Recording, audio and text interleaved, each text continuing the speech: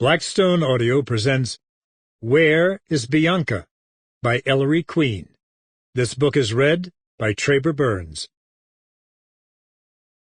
Chapter 1. Wherefore is this day different from all other days?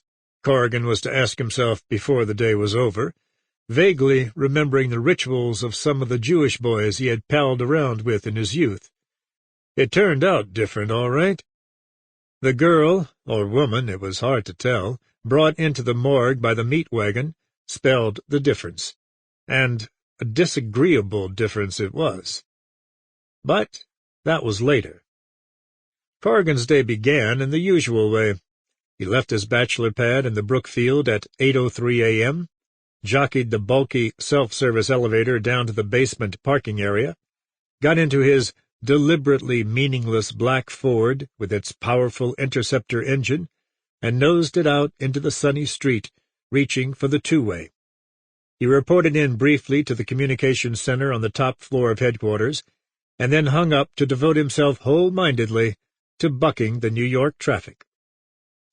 As he maneuvered Car 40 NYPD through the unorganized hell of the city streets, Corrigan kept one ear cocked for the interchange of voices coming from his loudspeaker.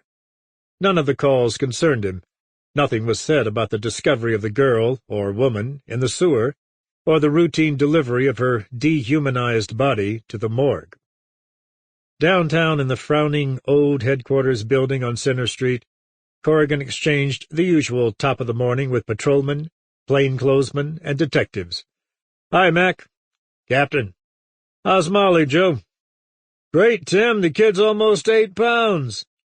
"Morning, Inspector. How's Trix?" "They'll have to work the street till they open up again." This with a grin, and so it went until he reached his office. It was a small room, whose dinginess belied his rank and name on the frosted glass door. He shut the door and went quickly through his mail.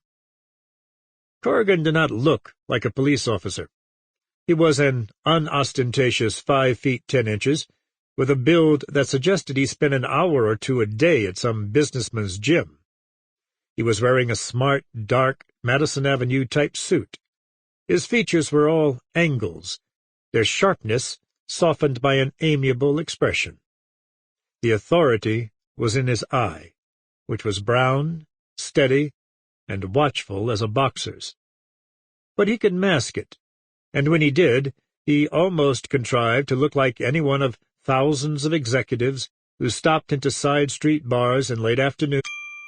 Sample complete. Ready to continue?